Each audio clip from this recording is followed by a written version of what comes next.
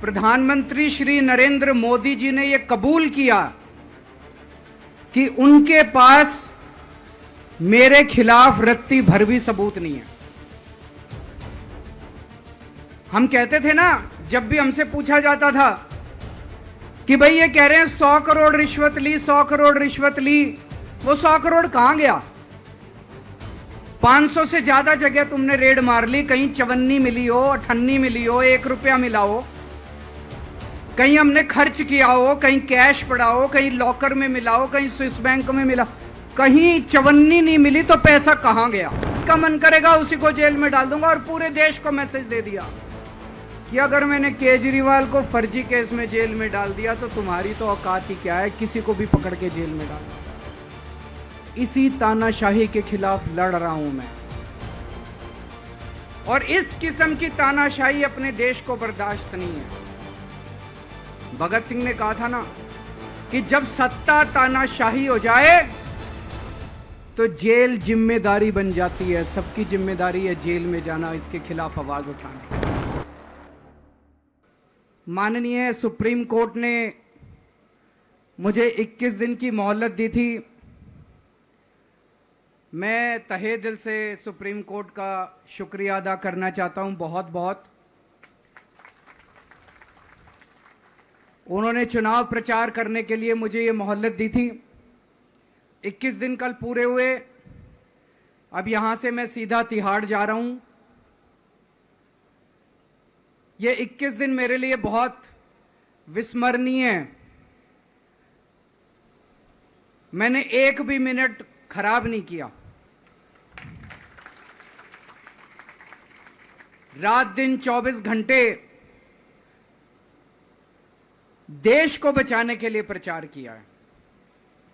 केवल आम आदमी पार्टी के लिए प्रचार नहीं किया, सारी पार्टियों के लिए प्रचार किया। बंबई भी गया, भिवंडी भी गया, हरियाणा भी गया, उत्तर प्रदेश भी गया, पंजाब भी गया, जमशेदपुर भी गया। जहां मौका मिला, जहां जिसने बुलाया, उसी के लिए प्रचार करने के लिए गया, देश बचाने के लिए। मेरे सामने देश था। आम आदमी पार्टी इंपॉर्टेंट नहीं है, आम आदमी पार्टी सेकेंडरी है, पहली हमारे लिए देश है। तो मैं दिल्ली के लोगों को कहना चाहता हूं, आज आपका बेटा दोबारा जेल जा रहा है, इसलिए नहीं कि मैंने कोई भ्रष्टाचार किया है, इसलिए कि मैंने तानाशाही के खिलाफ आवाज उठाने की जरूरत की है।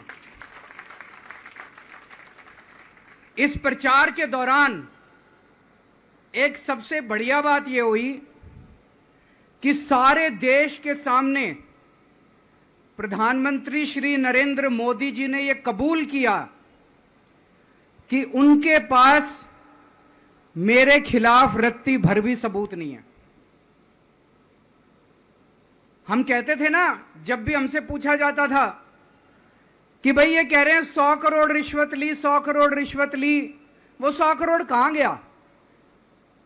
500 से ज्यादा जगह तुमने रेड मार ली, कहीं चवन्नी मिली हो, अठन्नी मिली हो, 1 रुपया मिला हो, कहीं हमने खर्च किया हो, कहीं कैश पड़ा हो, कहीं लॉकर में मिला हो, कहीं स्विस बैंक में मिला, कहीं चवन्नी नहीं मिली, तो पैसा कहां गया? तो एक टीवी चैनल के इंटरव्यू में उस टीवी वाले ने मोदी जी से पूछा कि प्रधानमंत्री जी, ये केजरीवाल चारों तरफ कहता घूम रहा है कि आपके पास उसके खिलाफ कोई सबूत नहीं है, आपके पास उसके खिलाफ कोई रिकवरी नहीं है, फिर आपने उसको गिरफ्तार कैसे कर रखा है? पता है प्रधानमंत्री जी ने क्या कहा? प्रधानमंत्री जी कहते हैं, मैं मानता हूं कि केजरीवाल के खिलाफ कोई सबूत नहीं है,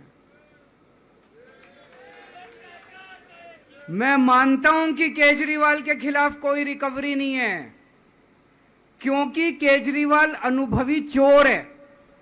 चलो मान लिया मैं अनुभवी चोर हूं, तुम्हारे पास सबूत तो नहीं है, तुम्हारे पास रिकवरी तो नहीं है, तो यूं ही डाल दिया मेरे को जेल में, बिना सबूत के डाल दिया मेरे को जेल में, बिना रिकवरी के डाल दिया जेल में।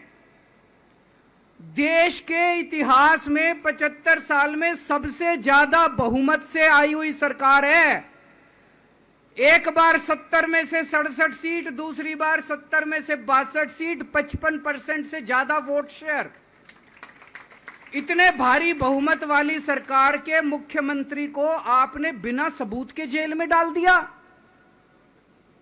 यही तो तानाशाही है कि जिसका मन करेगा मैं उसी को जेल में डाल दूंगा, जिसका मन करेगा उसी को जेल में डाल दूंगा। और पूरे देश को मैसेज दे दिया कि अगर मैंने केजरीवाल को फर्जी केस में जेल में डाल दिया तो तुम्हारी तो औकात ही क्या है, किसी को भी पकड़ के जेल में डाल दूंगा। इसी तानाशाही के खिलाफ लड़ रहा हूं मैं, और इस किस्म की तानाशाही अपने देश को बर्दाश्त नहीं है। भगत सिंह ने कहा था ना कि जब सत्ता तानाशाही हो जाए तो जेल जिम्मेदारी बन जाती है। सबकी जिम्मेदारी है जेल में जाना, इसके खिलाफ आवाज उठाना।